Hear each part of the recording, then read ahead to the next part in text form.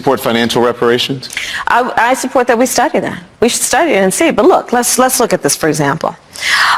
One of the issues that is very clear is that trauma, years of trauma or even one experience with trauma can lead to lifelong consequences. I'm supporting some work and was part of some work that started years ago looking at children who are growing up in a community where there is violence. And if you look at the associated then physical health effects that are associated with exposure to trauma, and what that can mean in terms of physical disability, not to mention what it means in terms of a child's ability to learn and be educated. There are real factors that can be associated with trauma. And when you are talking about the years and years and years of trauma that were experienced because of slavery, because of Jim Crow, and because of all that we have seen in terms of institutional and legal discrimination and racism, this is very real and it needs to be studied, and we need to look at exactly how the response should be played out and how it should be worked. Hello everyone, I hope you're all doing fine. Now, there is this video going viral on the internet of Kamala Harris saying no to reparations. Now, she doesn't believe that black people should be reparated either from Jamaica, the US, UK, or any other part of the world. She has her own policies. So let's look at this video, then have a quick discussion at the end of it. What does she really stand for? And what does she really want to bring for the black people in the Caribbean and in the US? You support reparations for black people? Well, listen, again, we had over 200 years of slavery. We had Jim Crow for almost a century. We had legalized discrimination, segregation, and now we have segregation and discrimination that is not legal but still exists and is a barrier to progress. We have disparities around housing. We have disparities around education. We have disparities around income. And we have to recognize that everybody did not start out on an equal footing in this country.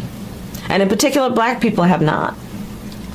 And so we have got to recognize that and do something about that and give folks a lift up. That's why, for example, I'm proposing the LIFT Act. Give people who are making $100,000 or less as a family a tax credit, which will benefit and uplift 60% of black families who are in poverty. So by default, it affects black families, but there's not a particular policy for African Americans that you would explore?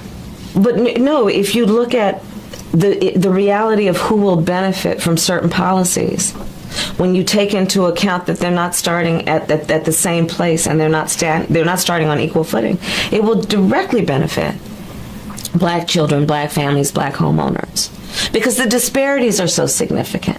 So if we focus on the specific issues that have resulted in the greatest disparities, and we understand that that's part of why we're doing it. Listen, the reality also is this: any policy that will benefit black people will benefit all of society. Let's be clear about that. Let's really be clear about that.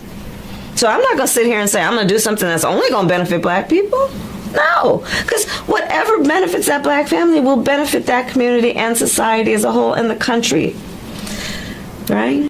One of the questions that the black community has is, Senator Harris, if you are elected president, what would be your agenda for the black community? Right. We know that black Americans are arrested at higher rates for marijuana. We're denied mortgages when we loans for mortgages. There's a wealth disparity. So how do you help the black community from the White House? That's right. Well, the first step is to understand that the needs of black folks are the needs of everyone, and the needs of everyone are the needs of black folks. It is also equally important to understand that this is a country that had over 200 years of slavery, had Jim Crow, had legalized segregation and discrimination, and now de facto segregation and discrimination. And so while our needs are like everyone else's in terms of we want our babies to be born healthy and live a happy and productive life, we care about issues of climate change, we care about issues of national security, we also know that when you look at disparities around wealth, around home ownership, around education, around who is stopped, arrested, and incarcerated in this country, there are huge disparities based on race, and that has to be dealt with. So part of my proposal in terms of the agenda, specifically for black folks, is about what we need to do, for example, around maternal mortality. I have actually sponsored a bill and intend, as President of the United States, to make sure it is passed around recognizing that black women are 3 to 4 times more likely to die in childbirth. And when you study the issue, you know that it is not about the education level of somebody, it is not about their socioeconomic level, it is literally about their race. Remember what happened to Serena. It is literally about racial bias in the medical health professions that cause people to not take black women seriously when they walk into the door of that hospital or that emergency room in terms of how they talk about what they need. The agenda includes HBCUs, for example. I am a proud graduate of Howard University. I know that our HBCUs have raised and helped raise generations of leaders in this country, and do it in a very special way that is about nurturing and about creating high standards and challenging young people to be their best, not giving them any excuse, but giving them all kinds of support.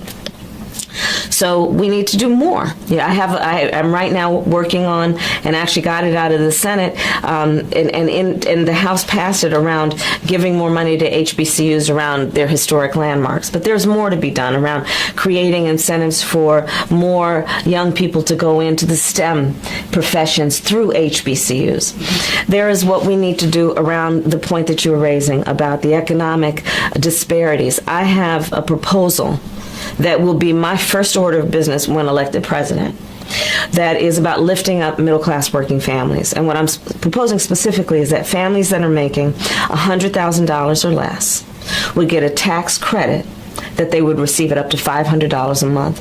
This proposal, economists across the board have said, would be the most significant middle-class tax cut for American families and generations, and it would lift up 60% of black families out of poverty.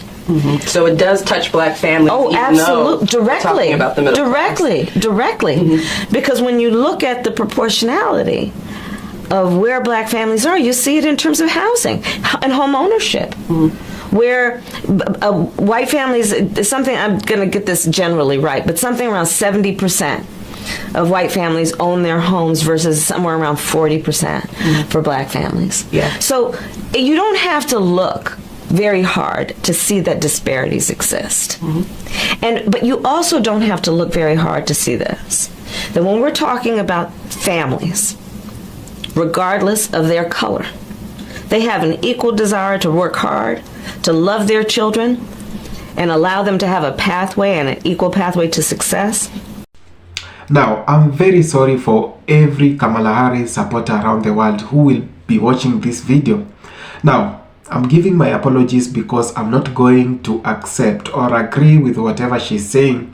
Now, first, we've seen her on the campaign trails talking about black nation, talking about black people, and how black people will tend to benefit when she ascends to power.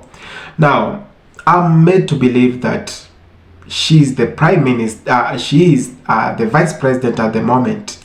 Now, the president of the United States of America, I'm talking about Joe Biden, rarely appears for job. Now, he rarely comes to job, meaning Kamala Harris is the one who has been running the country for the last 1 year and saying that the black nation should actually get jobs. I think she has all the capability, she has all the powers to make black people have a better life in the US. Now, talking about reparations, I do not believe reparations are free money given out of sympathy. Now, let's go and draw back where all this thing is coming from, and why are black people asking for reparations, and why we, the people in Africa, are actually advocating for reparations for our brothers and sisters in the diaspora. Now, coming back 300 years back, we know whatever happened, and so many black brothers were abducted, and the majority were being sold by our fools. Let me call them fools.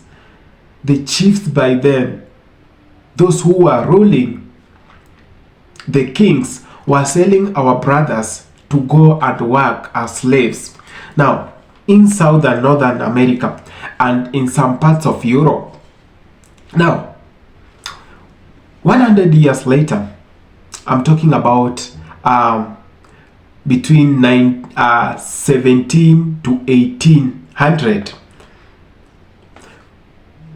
US and Europe achieved a major economic boost. I'm talking about the revolutions that took place, the Industrial Revolution that took place in the US and that took place in Europe.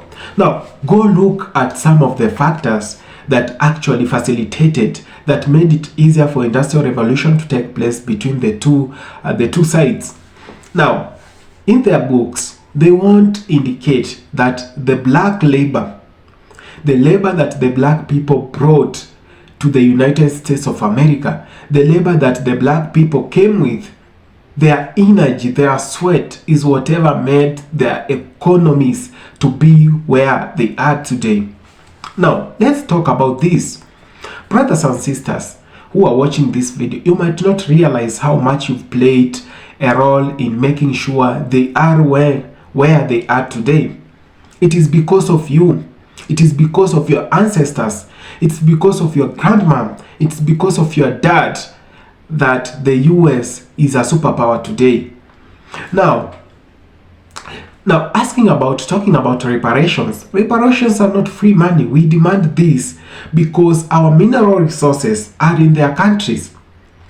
The coal that is being mined in this country, DRC Congo, where people are fighting day and night, is not benefiting the people of Congo in Africa. It's benefiting the US. Now, the gold that is being mined in Benin, in Mali, in Ghana, and all those Western countries do not benefit the people of those countries. It has benefited the people of France. Talking about that, England has no any gold mine. There are no gold deposits in England, in the UK, I mean. But see how much gold reserves they have. Go to Spain. How much gold reserves they have. Now, go to France, which is leading in gold reserves in the world. No single gold reserves. They are not mining any gold in their country. But they have exploited Africa for the longest time. Our brothers and sisters have been working for them. And they have made sure their economy is so stable using our own sweat and blood from Africa. Why are we asking for reparations? You still want some more reasons? Now, go see how many Africans died. How many black people died in the diaspora.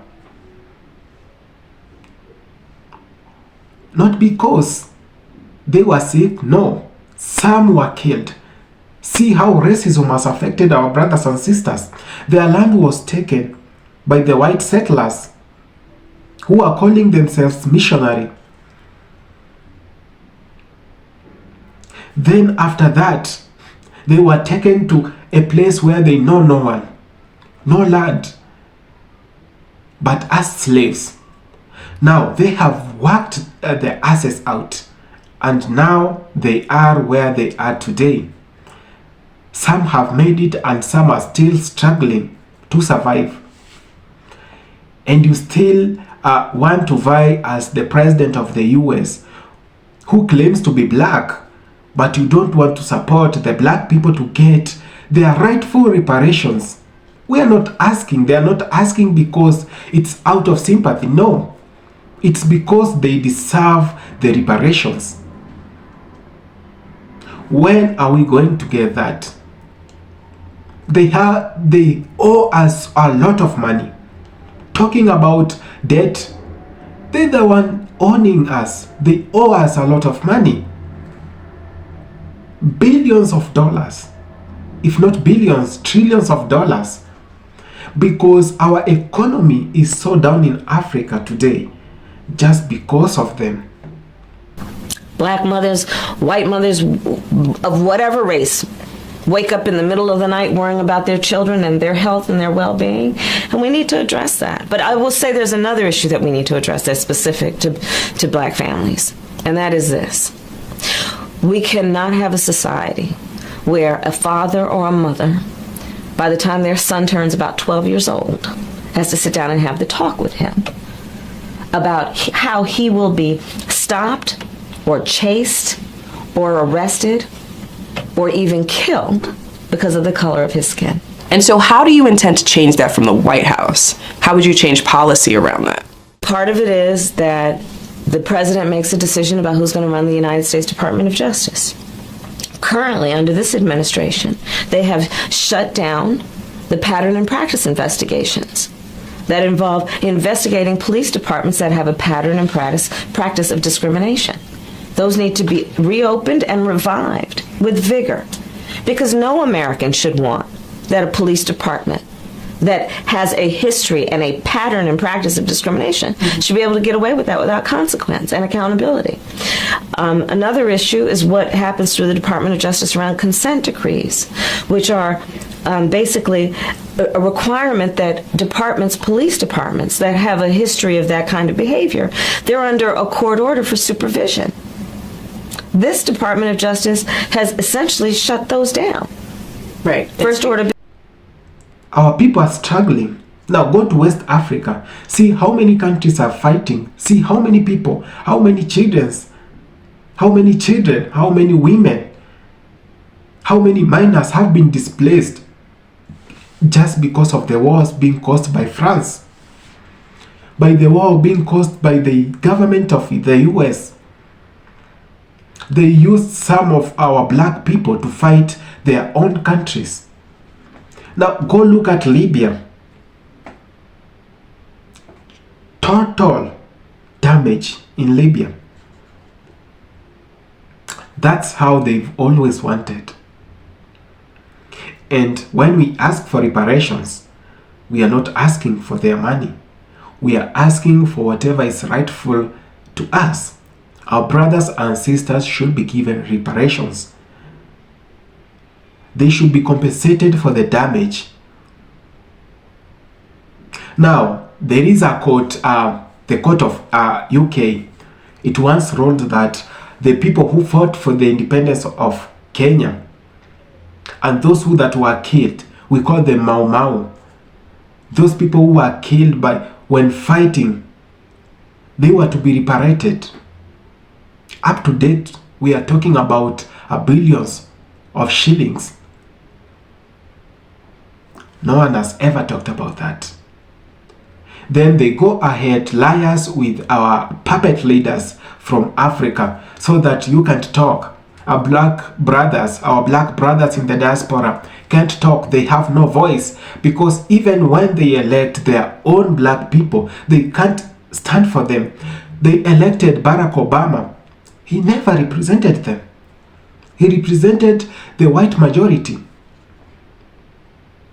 Now, they are going to elect Kamala Harris. I'm not against her being the president, but on what policies? What does she actually have to offer for the black nation? We are not asking for jobs. We are not asking for a better life. We are asking for a better environment. An environment where they won't be racially segregated. An environment where it is fair for black people and white people. In an environment where you can go ask for a job without someone looking at your color. That's whatever they're asking for. Even if Trump wins to be the president, or Kamala Harris wins to be the president, they are not asking you to provide for them on a daily basis. They are not asking you to give them money to live. They are asking for what is rightfully belonging to them. We are talking about reparations. We are talking about freedom. We are talking about they obey human rights, and they should apply fully and not biasly. They should actually serve the white and black people equally.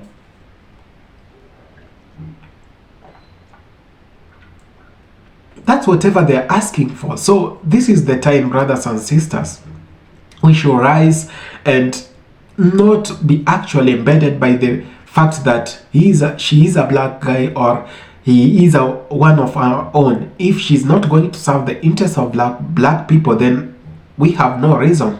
Black people have no reason to elect her. If she's not going to represent the black nation, she has been the vice president for the longest time. Now, I know the options are even worse. Now, talking about Donald Trump, how is he going to actually talk for the black nation? How is Kamala Harris going to talk for the black nation? That's my question today. We do not want to see the same things being repeated so often. We do not want to make the same mistakes. So black brothers and sisters in the diaspora, this is your time. Take your time. Go through the policies. Go through their manifestos. Know whatever they stand for and whatever they have been advocating for their whole political life. And before you go on the ballot and make that choice, be sober of whatever you people want. Thank you so much for having taken your time to watch this video. Black people, reparations are not grants. These are not grants or aid being given to you. You actually deserve them. You deserve reparations. You deserve to be compensated. So let no one come and tell you on other options. Option number one, be reparated first. Thank you so much.